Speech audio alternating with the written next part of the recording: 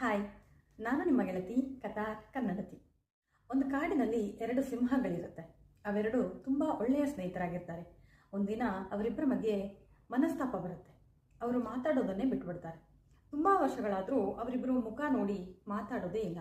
ಹೀಗೆ ಕೆಲವು ವರ್ಷಗಳ ನಂತರ ಒಂದು ಸಿಂಹ ತನ್ನ ಫ್ಯಾಮಿಲಿ ಜೊತೆ ಕಾಡಿನಲ್ಲಿ ನಡ್ಕೊಂಡು ಹೋಗ್ತಾ ಇರುವಾಗ ಸುತ್ತ ನಾಯಿಗಳು ಅಟ್ಯಾಕ್ ಮಾಡೋಕ್ಕೆ ಬರುತ್ತೆ. ತುಂಬ ನಾಯಿಗಳು ಒಟ್ಟಿಗೆ ಅಟ್ಯಾಕ್ ಮಾಡಿದ್ರಿಂದ ಸಿಂಹದ ಮರಿಗಳು ತುಂಬಾ ಭಯ ಪಡುತ್ತೆ. ಅದೇ ಟೈಮಿಗೆ ಆ ಸಿಂಹದ ಸ್ನೇಹಿತ ಬಂದು ಅಲ್ಲಿರೋ ನಾಯಿಗಳ ಜೊತೆ ಹೋರಾಡಿ ಆ ಫ್ಯಾಮಿಲಿನ ಉಳಿಸ್ತಾನೆ. ಮತ್ತೆ ತನ್ನ ಪಾಡಿಗೆ ಹೋಗ್ಬಿಡುತ್ತೆ.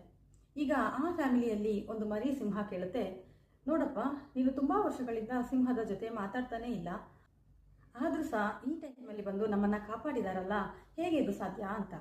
ಆಗ ಆ ಸಿಂಹ ಒಂದು ಒಳ್ಳೆ ಮಾತು ಹೇಳುತ್ತೆ, ನೋಡು ಮಗು, ನಾವಿಬ್ಬರು ಮಾತಾಡ್ತಿಲ್ಲ ನಿಜ, ನಮ್ಮಿಬ್ಬರ ಫ್ರೆಂಡ್ಶಿಪ್ ನಾಯಿಗಳು ಮಧ್ಯೆ ಬಂದು ಬೇಳೆ ಬೇಯಿಸ್ಕೊಂಡು ಹೋಗುವಷ್ಟು ಕೆಟ್ಟು ಹೋಗಿಲ್ಲ ಅಂತ.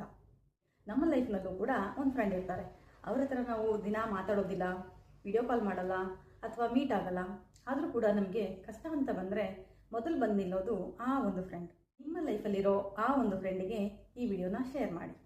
Thank you.